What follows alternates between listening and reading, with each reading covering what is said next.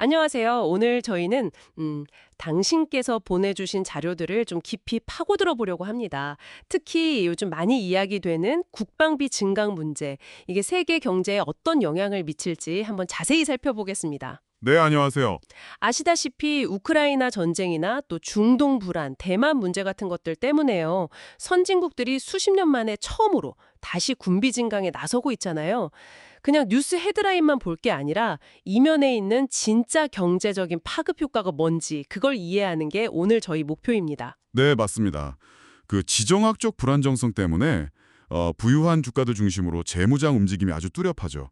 특히 나토 회원국들 같은 경우는요, 군비 지출 목표를 GDP의 3.5%까지 올리고 또 추가로 1.5%를 안보 관련 항목에 쓰기로 합의했어요. 3.5%에 1.5% 추가요. 네, 그럼 총 5%네요? 그렇죠.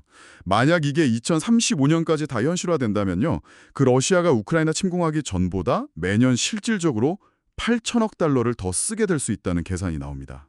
와, 8천억 달러 우리 돈으로 하면 거의 뭐 1,000조 원이 넘는 거 아닌가요? 네, 엄청난 규모죠. 그리고 뭐 이스라엘이나 일본처럼 나토 회원국이 아닌 나라들 중에서도 국방비를 크게 늘리는 곳들이 있고요. 정말 상상하기 어려운 규모네요. 그럼 가장 먼저 와닿는 건 역시 정부 재정에 부담이 가중된다는 점일 텐데 이미 뭐 많은 나라들이 부채도 많고 고령화나 고금리 때문에 재정 압박이 심한 상황인데 여기에 국방비까지도 늘려야 한다니. 네, 그렇죠. 미국 빼고 평균적인 나토 회원국이 GDP의 1.5%만큼 더 써야 한다고 하셨잖아요. 네. 그럼 이게 결국 다른 데 쓸 돈, 예를 들면 복지 예산 같은 걸 줄이게 되는 거 아닌가요? 냉전 끝나고 우리가 누렸던 그 평화 배당금이라는 게 이제 없어지는 건가 싶기도 하고요. 정확한 지적이십니다. 재정 부담은 뭐 분명하죠.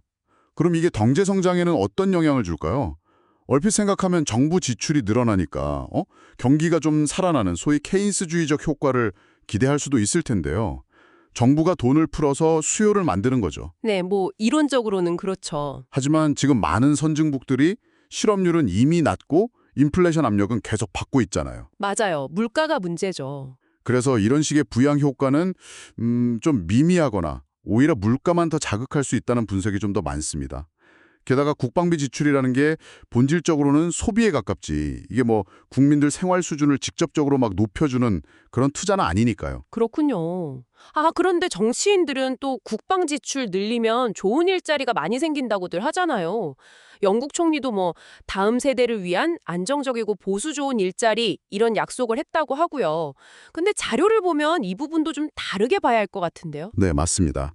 그 점이 또 중요해요. 요즘 국방 산업은 뭐랄까 고도로 자동화되어 있지 않습니까? 그렇죠. 예를 들어 유럽 나토 국가들이 국방 지출 늘려서 생기는 일자리가 한 50만 개 정도로 추산되기도 하는데요. 50만 개요? 네. 근데 이게 EU 전체 제조업 노동자가 한 3천만 명 정도 되거든요. 그걸 생각하면 사실 아주 큰 숫자는 아니죠. 비율로 보면 그러네요. 특히 우크라이나 전쟁에서 보듯이 뭐 드론 같은 새로운 무기 체계는 인공지능, AI 기술에 크게 의존하잖아요. 네네. 이건 뭐 조립 라인에서 단순 노동하는 일자리보다는 그 첨단 기술 기업에 더 많은 부가가치를 가져다주는 구조란 말이죠. 그래서 과거처럼 대규모 고용 창출, 이걸 기대하기는 좀 어려워졌습니다. 일자리 효과는 좀 제한적이다. 이런 말씀이시군요. 네, 그렇다고 봐야죠. 그럼 혹시 좀 긍정적인 측면은 없을까요? 예를 들어서 국방 연구 개발, R&D 투자가 민간 기술 발전에 기여하는 경우도 있지 않습니까? 뭐 인터넷이나 원자력처럼요? 물론 잠재력은 있습니다. 실제로 군사 연구에서 파생된 혁신들이 꽤 있죠. 어떤 연구 보니까 국방 R&D가 산업 부가가치의 1%를 추가로 차지하면 연간 생산성 증가율이 8.3%나 높아진다는 그런 추정도 있더라고요. 와, 8.3%면 엄청난데요. 네, 수치상으로는 그렇죠.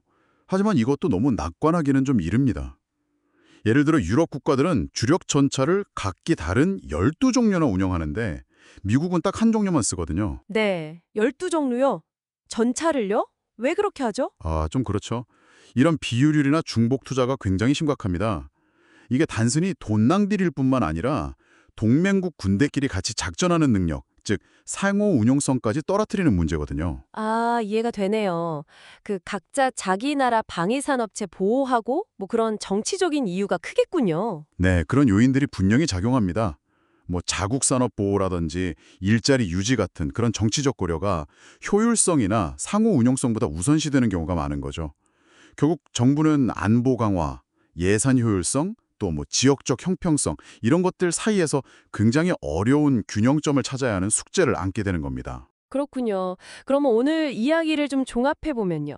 국방비 증액의 핵심 목표는 어디까지나 안보 그 자체여야 한다는 점이 분명해 보입니다.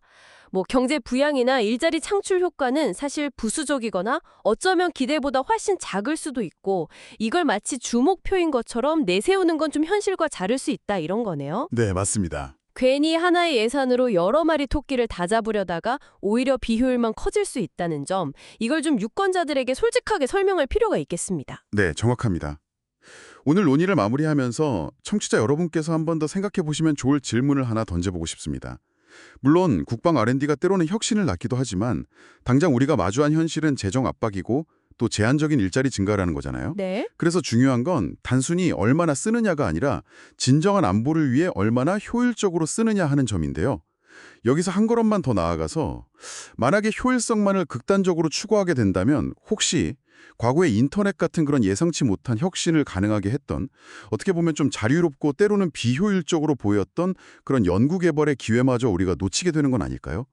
그러니까 진정한 안보를 위한 효율성과 또 미래 혁신을 위한 어떤 가능성 사이의 균형, 이 지점을 어떻게 찾아갈 것인가 한번 고민해 보시는 것도 의미 있을 것 같습니다.